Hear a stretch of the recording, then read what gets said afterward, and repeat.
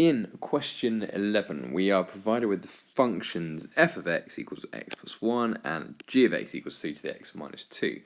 We're asked to write down the x-intercept of the graph of y equals fx and the y-intercept of the graph of y equals g of x. So remember, write down means it should be fairly straightforward, but you have got your calculators here, so you can just plot them as well. So in the first instance, the x-intercept of the graph of y equals fx. So essentially we're trying to find this point here. So we have got our function f of x equals to x plus 1. So we can write that as y equals x plus 1. This means the same thing, but we know that the y value at this point here is going to be 0. So we can say 0 equals x plus 1, so therefore the x value must be equal to negative 1. So the coordinates for that are -1 and 0. And this part 2, we're asked for the y-intercept of y equals g of x. So y equals g of x, again, we're essentially graphing here just y equals 3 to the x minus 2.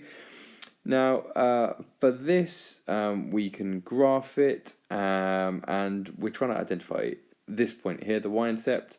So, again, we can substitute in for x. So at this point, we know the value of x is going to be 0. So if we substitute in here, remember, anything to the power of 0 is equal to 1. So if we have 0, 3 to the 0, that's going to be 1. So 1 minus 2 is -1. So this is the point 0 minus 1. For part B, we're asked to solve fx equals g of x. Now, up here, these are both, well, this function here, the exponential function, is not particularly nice.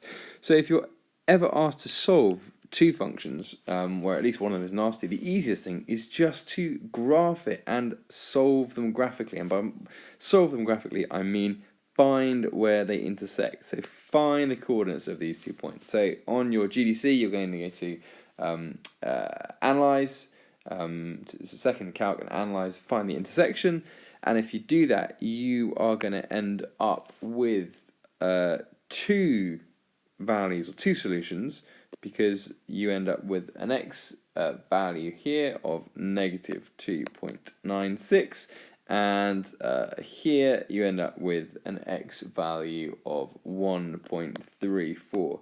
So when it says solve, it's just asking you effectively for the x values, which is those two values there. In the final part, we are asked to write down, again, it means it should be fairly straightforward, to write down the interval for the values of x for which f of x is greater than g of x.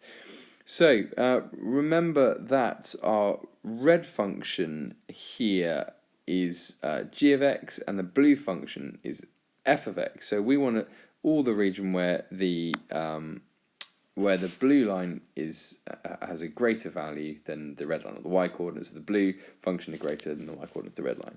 And we should be able to see that effectively in this region here,